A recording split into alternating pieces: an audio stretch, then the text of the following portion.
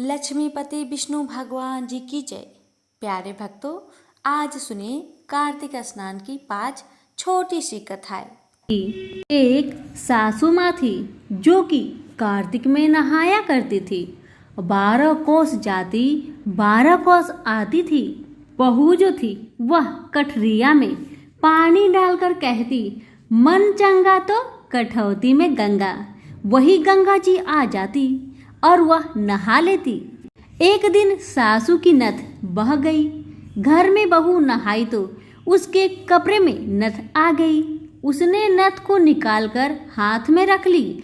सास आई, उदास होकर बैठ गई।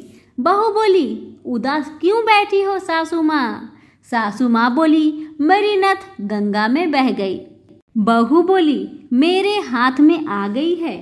सासू माँ बोली, कैसे? बहू बोली, तुम जो 12 कोस जाओ 12 कोस आओ, मैं तो कटरे में पानी डालकर कह देती, मन चंगा तो कठौती में गंगा। गंगा जी यहाँ आ जाती। उसी में तुम्हारी नथ बहकर चली आई, मैंने ले ली। हे कार्तिक के ठाकुर, जैसे सासू माँ के साथ हुआ वैसा किसी के साथ ना हो। ऐसे बहू को मिला वैसे सबको मिले। कहानी सुनते, हुकारा भरते, सभी पर अपनी कृपा बनाए रखे। तो प्रेम से बोलिए कार्तिक महाराज की जय हो। कार्तिक मास की दूसरी नित्य नियम की कथा। 2 माँ बेटी थी। वह रोज नित्य नियम की कहानी कहा करती थी। उसकी बेटी ने कहा, माँ मैं नित्य नियम की कहानी कहूंगी। माँ ने कहा, बेटी तेरी कहानी ससुराल में कौन सुनेगा? उसने जिद की और नित्य नियम की कहानी कहने लगी। उसकी शादी हुई, ससुराल गई तो सबसे कहती कि मेरी कहानी सुन लो। सभी कुछ न कुछ बहाना बनाकर टाल देते। कोई कहानी नहीं सुनता तो वह भूखी रहती। एक दिन पड़ोसन बोली, मैं तेरी कहानी सुनूंगी। वह आती, कहानी सुनती तो बहू खा लेती। एक दिन ननद ने अपनी माँ से कहा कि माँ, भाभी पड़ोसन के कहने पर तो खाना खा लेती है और हम कहते हैं तो नहीं खाती। माँ ने कहा, उससे मना कर देना। उसने कहा, अच्छा। लड़की ने पड़ोसन से मना किया तो पड़ोसन ने अपने पति से कहा कि उसकी बेटी मना करती है। पति ने कहा कि उसकी माँ मना करे तो मत जाना। अगले दिन सास ने मना कर दी तो पड़ोसन नहीं आई। बहू की कहानी कोई नहीं सुनता तो वह भूखी रहती। ससुर ने पूछा कि बहू कैसी है? तो सास ने कहा कि अच्छी है, काम काज तो कर लेती है मगर कुछ खाती नहीं है। ससुर ने कहा कि बड़े घर की बेटी है, काम करने से थक जाती होगी, इसे काम मत कराया कर। लेकिन वह फिर भी नहीं खाती। धर्मराज का आसन डोल उठा कि इस नगरी में ऐसा कौन है जो भोजन नहीं करता, उसे बुलाओ। स्वर्ग से विमान आया तो सास बोली, मैं चलूं। तो बहू ने कहा, तुम्हें तो बहुत काम था, मेरी कहानी सुनने का समय नहीं था। जेठानी ने कहा तो कहने लगी कि तुम्हें तो मालिक का खाना बनाना है। ननद ने कहा तो कहने लगी कि तुम्हें तो गुड्डे गुड़िया खेलने से ही फुर्सत नहीं थी। पड़ोसन बोली कि मैं चलूं तो बोली कि हाँ चलो, तुमने ही मेरी नित्य नियम की कहानी सुनी। वह अपने मालिक के पास गई। मालिक बोला कि तू तो बड़ी भगवान है जो जीते जी जा रही है, मर कर तो सभी जाते हैं। इसी तरह पास पड़ोस का सुख दुख सुनते सुनाते मिलजुल कर रहना चाहिए। तो प्रेम से बोलिए कार्तिक महाराज की जय हो। तीसरी, तुलसी जी की कथा। कार्तिक के महीने में सब कोई तुलसी माता को सींचने जाता। सब कोई तो सींच के आ जाता, पर एक बुढ़िया माई नहीं आती और तुलसी माता से रोजाना कहती, तुलसी माता तू सबकी दाता, मैं बिदरा सींचू तेरी, तू कर निस्तार मेरा। तुलसी माता अडवा दे, लडुआ दे, पीताम्बर की धोटी दे, मीठा मीठा घास दे, बैकुंठ का वास दे, चटके की चाल दे, पटके की मौत दे, चंदन सी काठ दे, झालर की झनकार दे, साई का राज दे, दाल भात का जमीन दे, 11 के दिन दे। श्री कृष्ण को कंधा दे। इतनी बात सुनकर तुलसी माता सूखने लगी। एक बार भगवान श्री कृष्ण ने पूछा, तुलसी, तुम्हारे पास तो इतने औरतें आती है, तुम्हें जिमावे गावे, तो भी तुम कैसे सूखने लगी? तुलसी माता ने कहा कि एक बूढ़ी माई आती है जो रोजाना एक ही बात कह जाती, मैं उसकी सारी इच्छा पूरी कर दूं, पर आप श्री कृष्ण जी का कंधा कहाँ से दूंगी? भगवान ने कहा, मैं कंधा देने आ जाऊंगा। थोड़े दिन बाद बुढ़िया मर गई। सब उसको उठाने लगे, पर वह इतनी भारी हो गई कि उसे कोई उठा न सका। सब कहने लगे, पाप घाट की माला फेरती होगी जिससे इतनी भारी हो गई है। भगवान बूढ़े ब्राह्मण का रूप धारण करके आए। सबसे पूछने लगे, इतनी भीड़ क्यों हो रही है? अब बोले, एक बुढ़िया मर गई है, पापिनी थी, इसलिए किसी से नहीं उठती।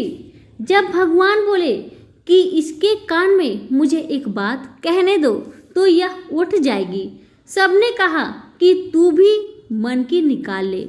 भगवान ने जाकर उसके कान में कहा, बुढ़िया माई, बिरवा सींच मेरा, मैं करूँ निस्तार तेरा।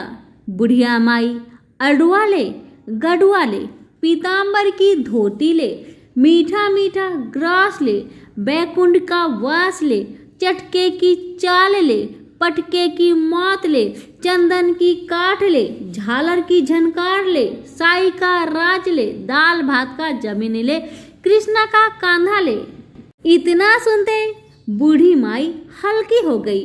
भगवान कंधे पर ले गए, उसकी मुक्ति हो गई। हे तुलसी माता, जैसे उसकी मुक्ति करी ऐसी हमारी करियो, जैसे उसको कंधा दिया वैसे सबको दियो। प्रेम से बोले तुलसी मैया की जय हो। चौथी, गंगा जमुना की कथा। एक गंगा थी, एक जमुना थी। दोनों बहनें एक साहूकार के खेत में से जा रही थी। जमुना ने 12 दाने गेहूं के खेत में से तोड़ लिए। गंगा बोली कि बहन, ये तो चोरी हो गई, तुझे तो पाप लग गया। जमुना बोली कि यह पाप अब कैसे उतरेगा? गंगा बोली कि 12 बरस साहूकार की नौकरी करने से उतरेगा। जमुना साहूकार के यहाँ जाकर बोली, मुझे नौकर रख लो, 4 काम छोड़कर मैं तुम्हारी सारी काम कर दूंगी। एक तो जूठे बर्तन नहीं धोऊंगी, झाड़ू नहीं लगाऊंगी, सेज नहीं बिछाऊंगी और दिया नहीं चासू। साहूकार ने उसे नौकर रख लिया। 12 बरस बाद कुंभ का मेला आया। साहूकारनी मेले में जाने लगे तो जमुना ने उन्हें एक सोने का टका दिया और बोली कि वह मेरी बहन गंगा है, उसको यह टका दे देना, कह देना कि बहन जमुना ने भेजा है। तो वह हाथ पसार कर गोरी गोरी बैया में हरी हरी चूड़ी पहन लेगी। वह लोग वहां जाकर सोने का टका देने लगे तो गंगा ने हरी हरी चूड़िया गोरी गोरी बैया में हाथ पसार कर टका लिया और बोली, मेरी बहन जमुना से कह देना कि अब तेरे 12 बरस पूरे हो गए, अब आ जाएगी। साहूकारनी घर आए, जमुना से बोले कि तेरी बहन बोली है कि तेरे 12 बरस पूरे हो गए, तू आजा। यह सुनते ही जमुना शस्त्रधारा होकर बहने लगी। साहूकारनी को जब यह पता लगा कि जमुना माता हमारे यहाँ काम करती थी तो मुदे माथे पर गए और सोचने लगे कि अब हमारा पाप कैसे उतरेगा। उधर जमुना गंगा के पास गई तो गंगा ने पूछा कि साहूकारनी को धीरज बंधकर आई है या नहीं। जमुना बोली कि मैंने तो कुछ भी नहीं कहा। गंगा बोली कि उनका धीरज बांध करा, नहीं तो उनको संतोष कैसे होगा। जमुना दोनों के सपने में आई और बोली कि तुम उदास क्यों हो? वे बोले कि हमने तुम्हारे से ऊंचा नीचा सब काम करवाया, अब हमारा पाप कैसे उतरेगा। जमुना बोली कि तुम्हारे कोई पाप नहीं लगा, मैं तो अपना पाप उतारने आई थी। तुम्हारे खेत में से 12 दाने गेहूं के तोड़ लिए थे, इसलिए मुझे दोष लग गया था। तुम्हारे यहाँ 12 साल काम करने से उतरा है। तुम उठो, तुम्हारे कोई दोष नहीं लगा। तुम्हारे खूब धन लक्ष्मी हो जाएगी, तुम्हारी मुक्ति हो जाएगी। हे जमुना माता, जैसे आपने साहूकारनी को दी वैसे सबको देना। कहानी सुनते, कहने, हुक्कारे भरते, सभी पर अपनी कृपा बरसाना। प्रेम से बोलिए गंगा जमुना माता की जय। 5वीं लपसी तपसी की कथा। एक लपसी था, एक तपसी था। तपसी तो भगवान की तपस्या करता। लपसी रोजाना 1.25 सेर हलवा बनाकर भगवान को भोग लगाकर टाली मिलाकर जिम लेता। एक दिन दोनों में झगड़ा हो गया। तपसी बोला मैं बड़ा, लपसी बोला मैं बड़ा, क्योंकि मैं भगवान की तपस्या करता हूँ। नारद जी बोले कि तुम्हारा फैसला मैं कर देता। दूसरे दिन तपसी नहाकर आने लगा तो नारद जी ने 1.25 करोड़ का मुद्रा तपसी के आगे गिरा दिया। उसने आंख खोलकर देखा तो मुद्रा पड़ा है। उसने उठाकर पैर के नीचे दबा लिया और तपसी तपस्या करने लगा। उधर लपसी 1.25 सेर का हलवा बनाकर भगवान को भोग लगाकर टाली बरा है। नारद जी ने तपसी से कहा कि अपना पाँव हटा।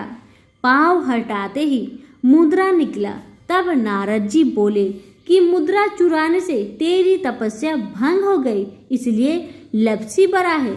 तपसी कहने लगा कि मुझे मेरी तपस्या का फल कैसे मिलेगा। नारद जी बोले तेरी तपस्या का फल कार्तिक नहाने वाली देगी। सब कहानी कहकर तेरी कहानी नहीं कहेगी तो कार्तिक का फल तुझे हो जाएगा। धोती देकर अंगोछा नहीं देगी तो, सीधा देकर दक्षिणा नहीं देवे तो, ब्राह्मण जिमा कर दक्षिणा नहीं देवे, दीवा चास के हाथ ना जोड़े तो, पुण्य कपड़ा दे के बटन ना लगावे, दाहिने हाथ से नारा बांधे तो सबका फल तुम्हें हो जाएगा। इतना कहकर नारद जी चले गए। तभी प्रेम से बोलिए कार्तिक महाराज की जय हो।